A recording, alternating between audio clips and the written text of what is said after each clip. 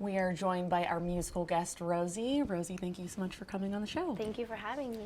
Rosie, so 3 of your songs have reached 100,000 streams on Spotify, What does that mean to you, that number?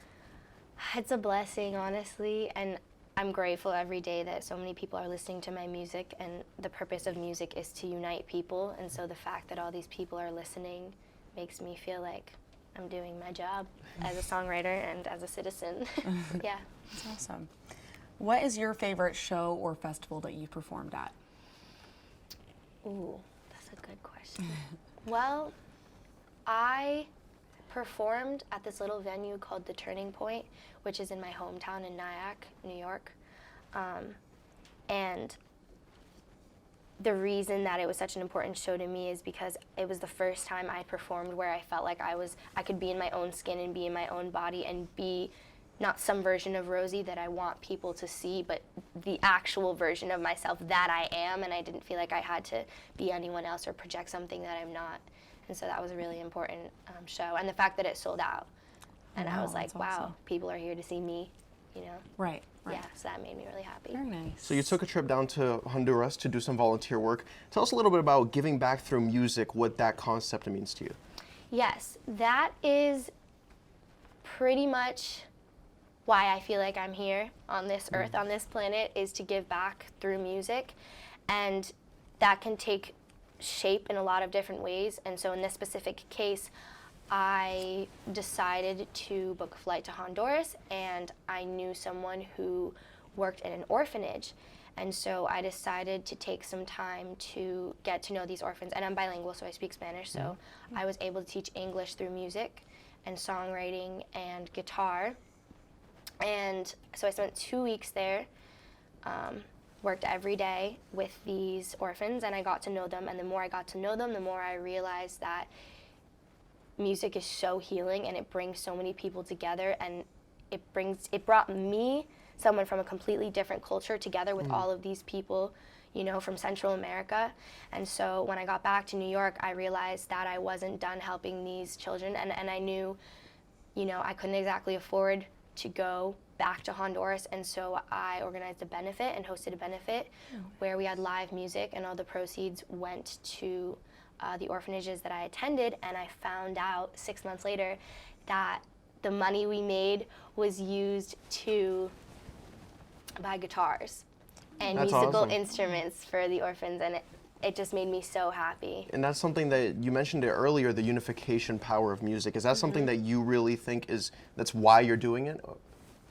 I do. I'm definitely a sensitive soul. Like, I definitely feel the energy around me, and I've always wanted to go into a helping profession, and I've always felt like I've been a mediator in life, and I'm trying, you know, a diplomat. I'm trying to settle peace, but I realized that the talent and my purpose, the talent I was given, was to be a musician. And for so long I thought I had to choose between the two. Like, you either can be, you know, a lawyer or a nurse or something in a helping profession, or you can be a musician. And at a certain point I realized, like, wait, these two things go hand in hand. Right. And I can try to, you know, unite people and help and heal and be a musician. Right. Yeah. Tell us about any projects that you're currently working on. Currently, I have kind of looked inward a little bit, and I have been writing every day, and I'm preparing to put out another EP. And this time I have a great team of writers. It's not just me, and so I get to work with other really, really talented people, which is, again, something I love. And yeah, I'm just really looking forward to releasing another project and to writing with other people and just getting in my feels. And what are some of the themes that you and your team are working on for this next project? Yes, that. There's a couple of buzzwords that you think, when you think about your music, what are the 3 words, let's say, that you describe it as? I would say mental health awareness, female and just all around human empowerment, and self-responsibility. You know, taking responsibility for your actions. And when you put that together, it's just a lot of super, super heartfelt music. That's awesome. Yeah. So tell us about your latest single, Forget Your Name. Yes. So Forget Your Name is kind of one of the last songs that I released that was really about someone else and like what they did to me. And, you know, it's a story of being with someone who wronged you and being with someone that you feel like really took advantage of your kindness and who you are as a person, who I am as a person. And so it's this idea of, you know, you can forgive, but you'll never forget. And so the line is, the hook is, I won't forget what you've done, but I'll forget your name.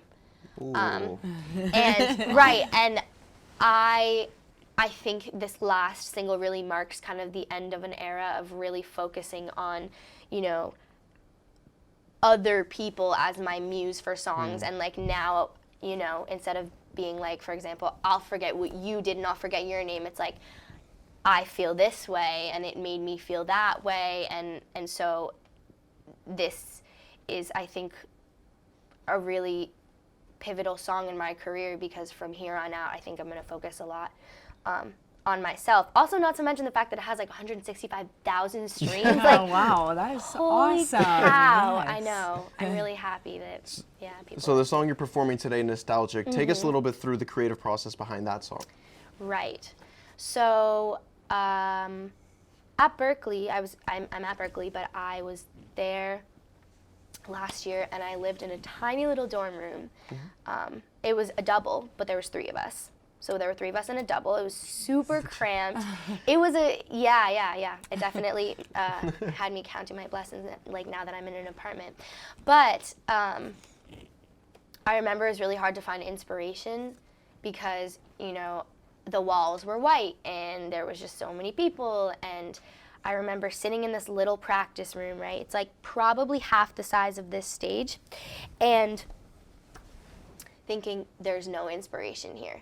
Like, there's nothing. Like, what can I do to feel something now, even though I'm stuck in this literal box? You know, how do I get out of it, right? Yeah. Right. And so I kind of just closed my eyes and I was like, well, let's think about summer. You know, let's think about the last time that I was in this extremely emotional, like, crazy place. And again, it goes back to, you know, being with this person and realizing now that it's like, you don't miss them, but you kind of wish you could like go back, and that's the difference. I still miss you, but I'm not nostalgic. You know, it's kind of like an oxymoron. Is that the word? I think so. Right, where it's like, I'm the wrong person to ask, but I think so. Either way, it's ironic. So it's like I realize I miss this person, you know, but the truth is, like, I wouldn't go back, and I'm happy where I am now. And even though I was in this box, right, and everything was gray and it was super boring, I was like, still, I am a better person than I was when you did this to me. Yes. So I miss you, but I'm not nostalgic, and I don't want to go back. And that's the move. It's kind of a power move a little bit. Awesome. Thanks, Rosie, so much for joining us. Yeah. Thank you. And stick around to hear Rosie perform Nostalgic later on.